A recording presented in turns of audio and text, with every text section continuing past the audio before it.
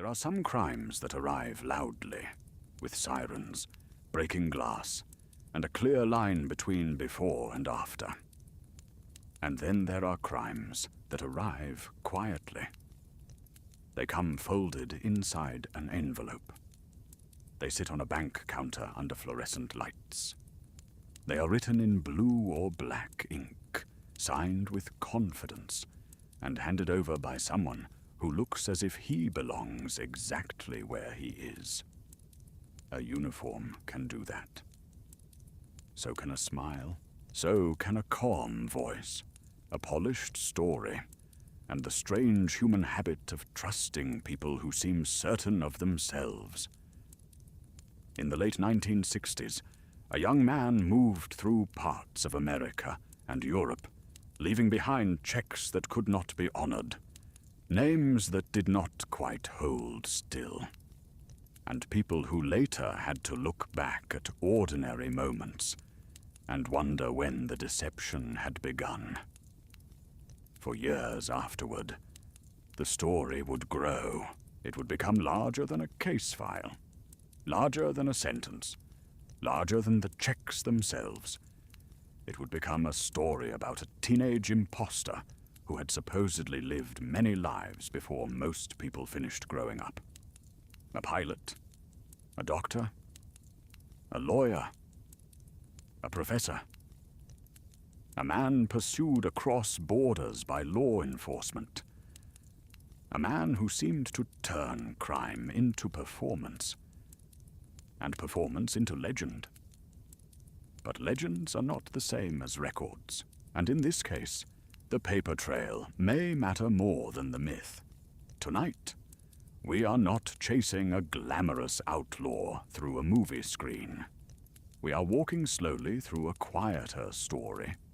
A story about fraud, memory, reinvention, and the unsettling question of how easily the world can fall in love with a lie, especially when the lie is told well. Welcome back. Tonight's case is the documented and disputed story of Frank William Abagnale Jr., the man widely associated with Catch Me If You Can. His public image has often been built around extraordinary claims of teenage impersonation and international check fraud. But later investigations, public records, and reporting have challenged many of those claims, leaving a more complicated story behind. The FBI's own historical article describes Abagnale as a teenager who passed bad checks, was arrested in France in 1969, and landed in a U.S. federal prison in 1971. Later reporting by WHYY and investigative work by Alan C. Logan and Javier Leyva examined public records, prison documents, and court records that conflict with many parts of the famous version of the story. This episode will treat the case carefully. We will separate what was claimed from what has been documented. We will avoid turning fraud into entertainment at the expense of the people harmed by it. And we will keep the pace calm, steady, and suitable for nighttime listening. Because this is not only a story about one man, it is also a story about trust. It is about the way institutions can be fooled by confidence, the way audiences can be charmed by redemption, and the way a story, once repeated often enough, can begin to feel like evidence, even when the evidence is somewhere else. So settle in. Let the room grow quiet around you, and we will begin with the world that made this kind of deception possible. Frank William Abagnale Jr. was born in 1948. By the time his name became famous, the version of his life most people knew was already polished into a kind of American fable. A young man runs away, adopts identities, forges checks, escapes capture, goes to prison, and then uses his knowledge to help fight fraud. That version became known through a 1980 book, later a major 2002 film, a musical, interviews, lectures, and countless retellings. The appeal is easy to understand. The story has movement, airports, hotels, bank lobbies, uniforms, narrow escapes, a young face under a pilot's cap. A world before digital verification, when paperwork moved more slowly, phone calls mattered more, and a person with the right costume could sometimes step into places where he had no right to be. But the real world of financial crime is rarely as smooth as the story later sounds. Most fraud is not cinematic. It is repetitive. It is clerical. It depends on delay, confusion, embarrassment, and the hope that victims will not understand what has happened until the person responsible has moved on. In the 1960s, checks were central to daily life in a way that may now feel almost distant. A check was a promise written on paper. It carried a name, a bank, an account number, and a signature. It could look official even when it was worthless. And because money moved more slowly, a bad check could sometimes open a window of time. A person could present the check, receive cash or services, and disappear before the fraud was discovered. That does not make check fraud clever in the romantic sense. It makes it damaging. A fraudulent check can land on a bank, a hotel, a shop, or a family. It can create losses, paperwork, suspicion, and shame. It can cause people to ask themselves why they trusted someone who seemed so harmless. That is important in this case, because for many years, Frank Abagnale's public story emphasized large institutions, airlines, hotels, banks, but later reporting has highlighted individual people and small local victims as well. WHYY's account of Alan C. Logan's investigation describes a Baton Rouge family who welcomed Abagnale into their home and later learned that checks had been stolen from them and from local businesses. The difference matters. When fraud is described as a game against a faceless institution, it can sound almost victimless. But fraud nearly always touches people. Someone balances the books. Someone explains the loss. Someone feels foolish for having been kind. The famous Abagnale story also depends on a second kind of trust. Public trust in a narrative. In interviews and public appearances, Abagnale presented himself as a former teenage con man whose crimes were spectacular. He claimed to have impersonated a Pan Am pilot, a doctor, and an attorney, and to have passed millions of dollars in bad checks across many countries. Wired, in a 2017 interview, summarized those well-known claims and quoted Abagnale describing his past and his later work in fraud prevention. Those claims became the foundation of his public identity. But decades later, investigators and journalists began looking at the dates, the records, the prisons, the court documents, and the people who had known him before the legend hardened. What they found did not line up neatly with the story millions had accepted. According to WHYY, Logan used public records and newspaper clippings to challenge the idea that Abagnale was freely moving around the world between the ages of 16 and 20. Logan said public records showed that Abagnale was confined for much of that period. In the same article, WHYY reported that Abagnale responded to the book by saying he had not read it and did not think it was worthy of comment. That is where the case becomes unusually layered. There is the original criminal conduct, the checks, the impersonations that can be documented, the arrests, the prison time. And then there is the later story about the criminal conduct.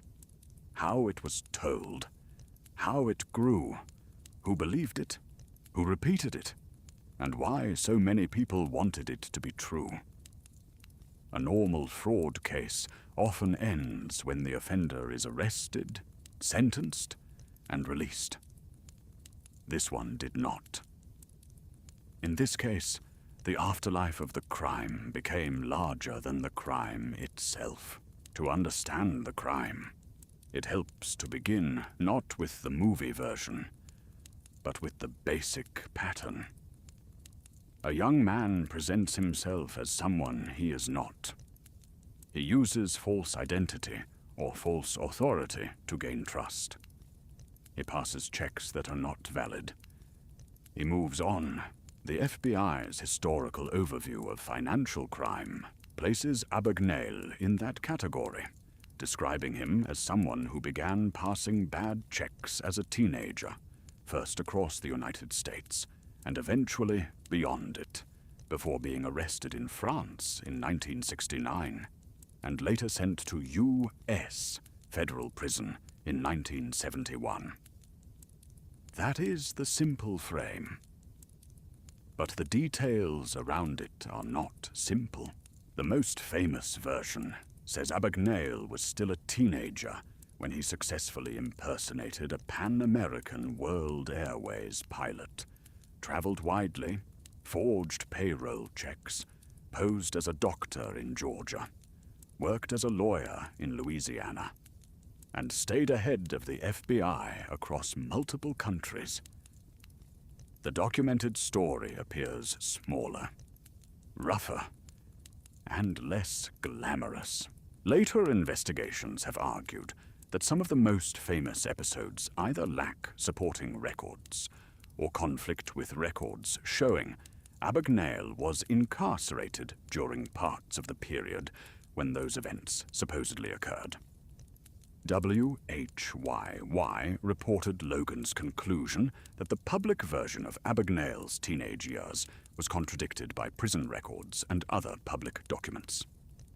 Google Book's description of Logan's The Greatest Hoax on Earth also states that the book uses public records, witness statements, local reporting, and Abagnale's own words to challenge the autobiography and later adaptations. One of the clearest human stories comes from Baton Rouge, Louisiana. According to Logan's account, as reported by WHYY, Abagnale, dressed as a TWA pilot, encountered a flight attendant named Paula Parks in 1969. The reporting says he followed her, learned her schedule through deceptive means, and eventually made his way into contact with her family in Baton Rouge. The family, believing he was connected to Paula and accepting his story, showed him hospitality. This is the kind of moment fraud depends on.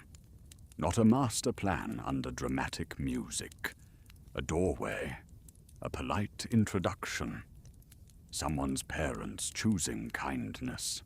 YY reported that Abagnale stayed in the family's home, and that, while gaining their trust, he stole checks from them and from local businesses.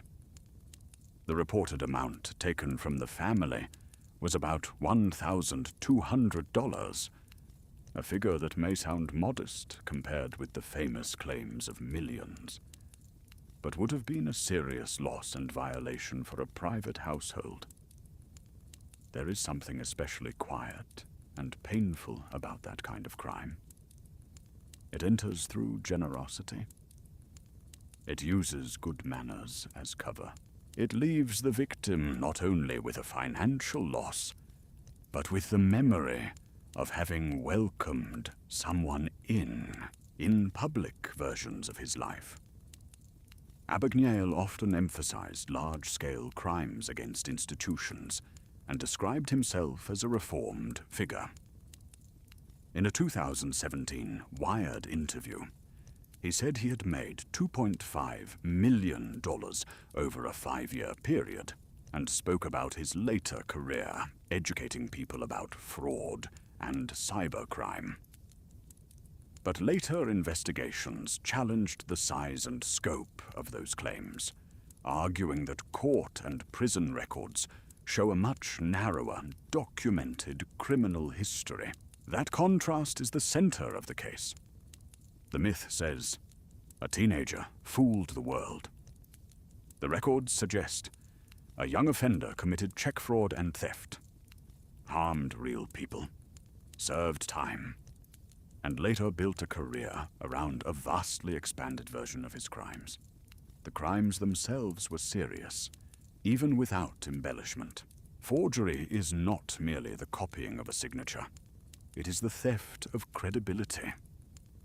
It relies on the assumption that names mean something, that documents can be trusted, that a uniform or job title carries a real connection to an institution. When someone forges a check, he is not only taking money. He is borrowing the authority of a bank, a company, or another person. He is making the victim participate in the deception without knowing it.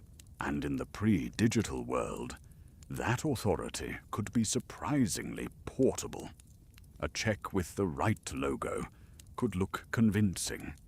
A confident young man could seem like he belonged. A pilot's uniform could change the way people spoke to him. A professional title could open doors that would otherwise stay closed.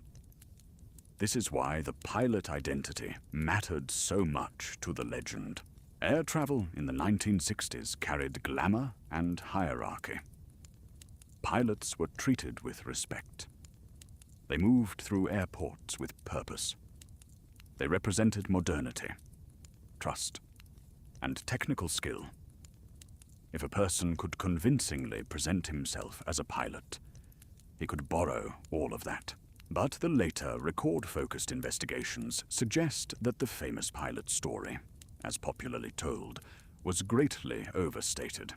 WHYY's report says Logan found that Abagnale wore a TWA pilot outfit only for a few weeks in the Baton Rouge episode, not as part of the sweeping international identity described in the myth. That does not make the deception harmless. It makes it more ordinary. And in some ways, more disturbing. A legendary con artist is easy to keep at a distance. He becomes a character, a symbol, someone who belongs to movies and airport lounges and clever montages. An ordinary fraudster is closer to real life. He is the person who borrows trust from people who are trying to be decent. The public version also included claims that Abagnale impersonated a doctor and a lawyer. These claims became among the most memorable parts of the story because they suggested a nearly impossible level of audacity. But later reporting has questioned whether those episodes occurred as described. WHYY summarized the famous version as including a doctor in Georgia and a lawyer in Louisiana, then presented Logan's broader argument that much of that narrative was unsupported by the records he examined. This is where careful language matters. It is documented that Abagnale committed fraud and served prison time. It is also documented that he later claimed a far more expansive criminal past. What is not equally documented is the full set of extraordinary impersonations as popularly understood, and for a true crime story told respectfully. That distinction is not a small technicality. It is the heart of the matter. because the truth of a fraud case can itself become vulnerable to fraud. Once the public accepts the larger story, every detail begins to reinforce every other detail. A book points to interviews. Interviews point to the book. A movie points to the book and the interviews. Later audiences point to the movie. Over time, repetition can create the sensation of proof. But repetition is not proof. A story can travel widely without becoming true. After the Baton Rouge episode and other offenses, Abagnale's path led through arrests and imprisonment. The FBI places his arrest in France in 1969 and his arrival in U.S. federal prison in 1971. The famous version often presents the prison years as the turning point, the dark passage before redemption. And there is some truth in the broad outline that Abagnale eventually became known as a fraud prevention consultant and public speaker. In testimony submitted to the U.S. Senate Commerce Committee, Abagnale described himself as the subject of Catch Me If You Can, stated that he had committed fraud as a teenager, and said he had spent decades teaching at the FBI Academy and FBI field offices. But even that later chapter is part of the complexity. Abagnale's own descriptions of his work, his crimes, and his transformation became central to his professional identity. He was no longer just a former offender. He became an expert whose authority depended, in part, on the idea that he had once been one of the greatest fraudsters in the world. That is an unusual kind of resume, and it creates an uncomfortable question. If a person becomes famous for telling the world he was a master deceiver, how carefully should the world verify the story he tells about his deception? The investigation of Frank Abagnale's crimes happened in more than one time period. The first investigation was practical and legal. It concerned checks, theft, false identities, arrests, and imprisonment. The second investigation came later. It concerned the story itself. The first investigation belonged to police, banks, prosecutors, and federal authorities. The second belonged to journalists, researchers, listeners, readers, and eventually, a public that had to decide whether a beloved true crime legend had been built on unstable ground. In the original criminal phase, investigators had to follow paper. A forged check leaves a trail, but not always a fast one. It has to be deposited, processed, returned, questioned, and connected to other checks. The person passing it may already be gone by the time the fraud becomes clear. That delay is one reason check fraud worked. It allowed movement. It gave the offender time.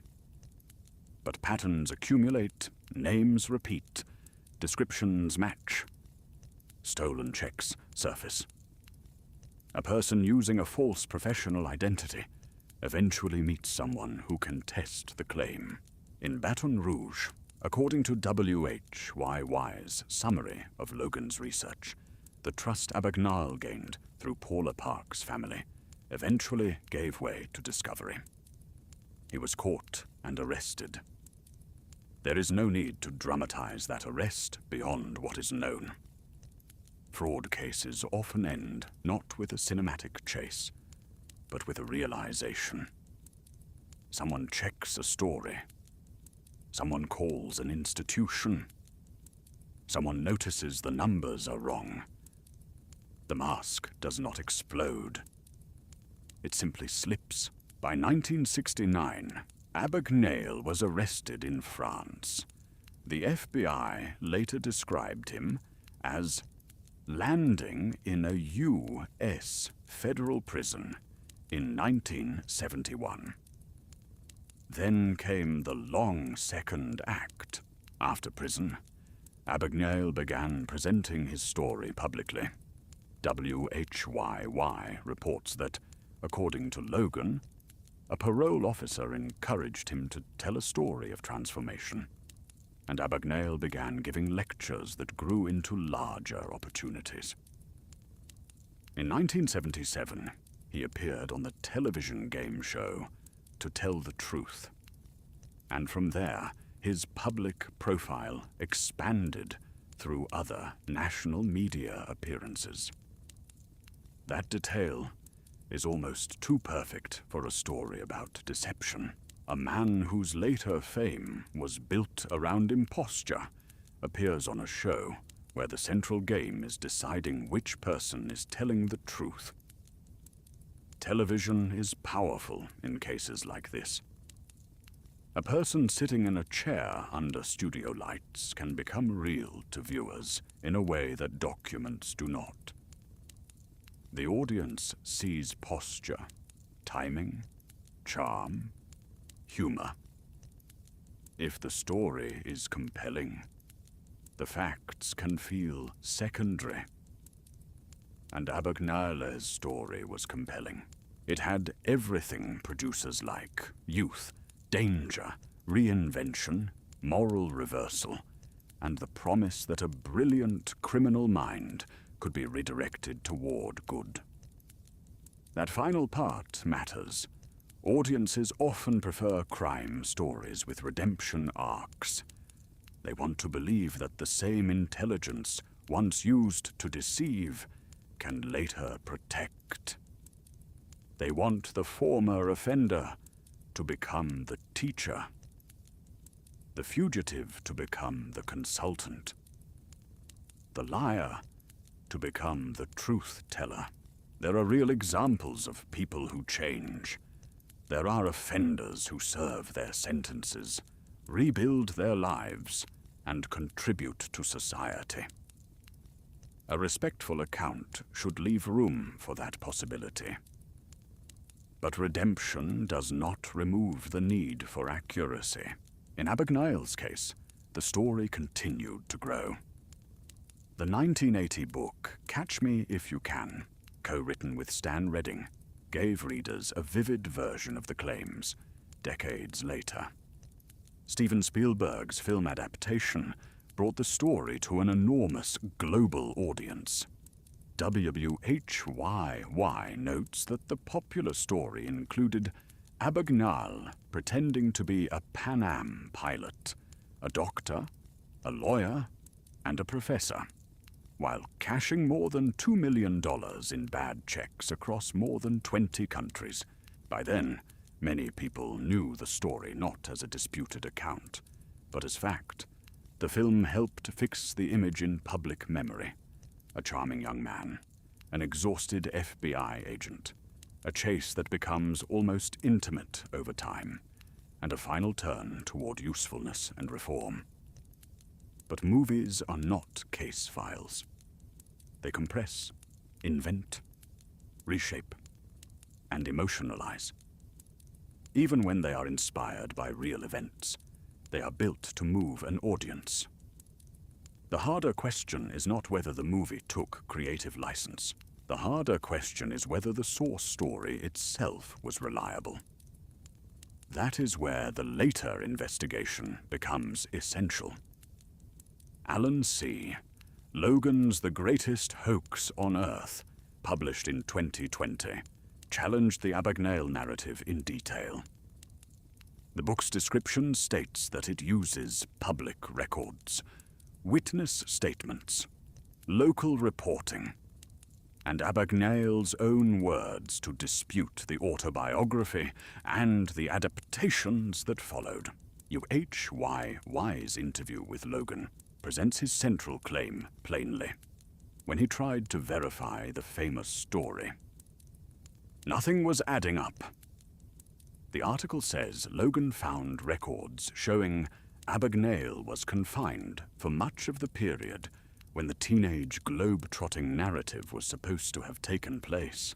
Investigative journalist Javier Leyva later devoted a season of the podcast, Pretend, to the case. Apple Podcast's description of the series says, Leyva examined court records, police reports, prison records, and victim testimonies to challenge Abagnale's claims. What makes these later investigations powerful is that they are not merely arguing that the famous story sounds unlikely. They are asking where the documents are. Where are the records of the jobs, the court files, the prison dates, the institutional confirmations, the trail that should exist if the most dramatic claims are true? In true crime, absence of evidence is not always evidence of absence. Records can be lost. Memories can fade. Institutions can fail to preserve material. But when a story is as large as this one, and when many of its events supposedly involved major institutions, courts, hospitals, airlines, law enforcement, and international travel, the lack of matching records becomes harder to ignore. That is especially true when records do exist for a smaller, less glamorous story. The paper trail appears to support a history of check fraud, theft, arrests, and imprisonment. It does not appear to support every element of the legend. The later investigations also restored attention to people who had been pushed to the edges of the narrative. In the movie-shaped version, the victims are mostly abstractions: banks, airlines, systems. In the record-focused version, there are families, local businesses, and individuals whose kindness or trust was used against them. That shift changes the emotional center of the case. A person who steals from a bank is still committing a crime. But a person who enters a family home under false pretenses and steals from that family has crossed a more intimate boundary. The harm is not only financial, it is domestic. It happens in the space where people are supposed to feel safe. The later investigation also forces a different view of Abagnale's post-prison fame. In Senate testimony, Abagnale presented himself as someone who had spent decades teaching and warning others about fraud, emphasizing education as the best prevention against scams. That message, on its own, is sensible. Education does help prevent fraud. Social engineering works because people do not always recognize manipulation in the moment. Teaching people how scams operate can protect them. But the messenger's own story remains relevant. If the authority comes from the scale of past crimes, then the scale must be accurate. If the public is asked to trust a reformed fraudster because he was once uniquely successful at fraud, then the public has a right to ask what was truly done, what was exaggerated, and what was simply repeated until it became accepted. Abagnale has not accepted Logan's framing. Y reported that when contacted, he said he had not read Logan's book and did not think it was worthy of comment. That leaves the public with two competing forces. On one side, a famous narrative told for decades across books, interviews, lectures, and film. On the other, later investigations pointing to public records that appear to contradict the most dramatic parts of that narrative. For a calm, true crime retelling, the safest ground is the documented ground. Frank Abagnale committed fraud. He served time. He later became famous as a former con man and fraud prevention figure. But the sweeping legend of the teenage master imposter is heavily disputed. and parts of it appear unsupported by the available record.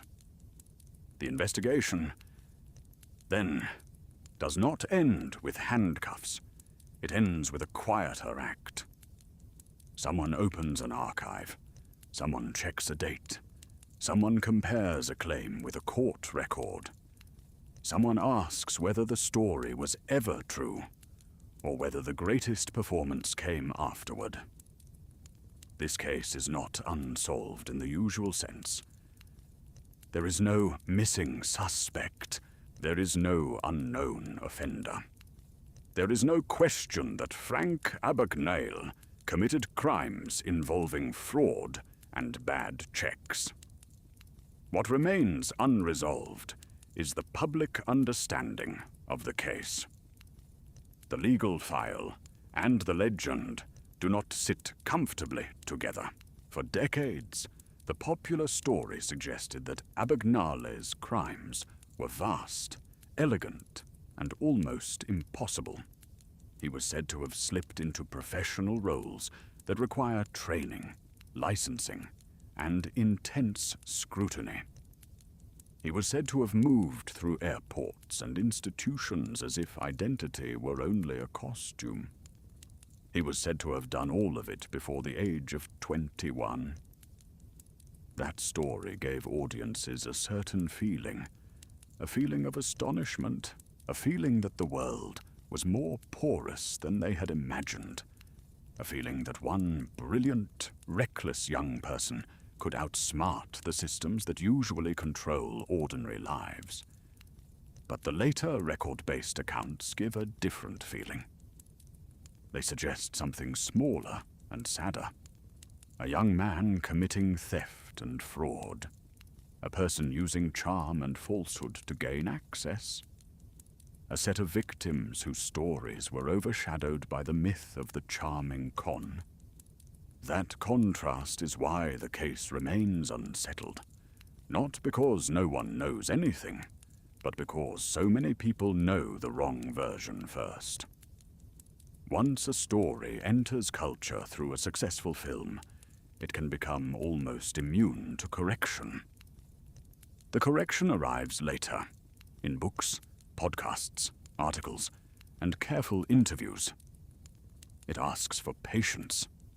It asks people to reconsider something they enjoyed believing. That is difficult. The myth is simple. The correction is complicated. The myth is entertaining. The correction is uncomfortable. The myth allows the audience to admire a criminal from a safe distance. The correction asks the audience to think about victims, records, and the possibility that they themselves were taken in. There is also the question of reinvention. Frank Abagnale built a later career, warning people about fraud. In a world full of scams, that work can sound useful. He has spoken publicly about identity theft, social engineering, and the way technology makes fraud easier. In Wired, he described modern fraud as easier than older forms of check forgery, because digital tools and public information can give criminals access to identities and financial details far more quickly. Those warnings can be valuable, even if parts of his personal legend are disputed. But they do not erase the dispute. A person can give good advice and still have built his reputation on questionable claims. A person can change and still owe the truth. The unresolved part of this case lives in that tension. How much of the famous story was real? How much was exaggeration? How much was accepted because it was useful to publishers, producers, speakers, bureaus, journalists, and audiences? And how many people repeated the story without checking, because the story was simply too good? That last question may be the most haunting. Fraud does not end when one person lies. Fraud succeeds when other people have reasons to believe. A bank teller may believe because the check looks right. A family may believe because the guest seems polite. A television audience may believe because the story is charming. A film audience may believe because the movie is beautifully made. A conference audience may believe because the speaker has been introduced as an expert. Each setting is different, but the mechanism is familiar. Trust is extended, verification is delayed. And by the time the truth is examined, the story has already moved on. The story of Frank Abagnale Jr. is often told as a chase, but maybe it is better understood as a paper trail. A check presented at a counter, a false name, a borrowed identity, a prison record, a television appearance, a book, a movie, a lecture, a later investigation, a correction that arrives years after the applause. There is no need to turn him into a monster. There is also no need to turn him into a folk hero. The documented case is enough. A young man committed fraud. People were harmed. Institutions were misled. He went to prison. He later became famous by telling a much larger story about what he had done. And then, years later, researchers and journalists returned to the files and asked the simplest question in any fraud case. Is this true? That question matters because true crime is not only about what happened, it is about how we know what happened. It is about the difference between evidence and performance, between charm and character, between a story that comforts us and a record that corrects us. The famous version of Abagnale's life invites us to admire the escape. The documented version asks us to notice the people left behind, the family who opened their door, the businesses that absorbed losses, the clerks and investigators who had to untangle the paper, the audiences who may have unknowingly rewarded a second deception because it sounded like redemption. And perhaps that is the quiet warning at the center of this case. Not all cons begin with greed. Some begin with a story we want to hear. A story about brilliance, a story about second chances, a story about a charming young man who fooled the world and then came back to teach the world how not to be fooled again. But the safest stories are not always the smoothest ones. Sometimes the truth is smaller. Sometimes it is less cinematic. Sometimes it sits in a record book, waiting patiently, while the legend travels first class. Thank you for listening. Tonight's story was a calm look at the documented and disputed case of Frank Abagnale Jr., a reminder that fraud can live not only in forged checks, but also in the stories that grow around them. Rest well, take care of yourself, and when you return, we'll continue following the quieter side of true crime. One careful story at a time.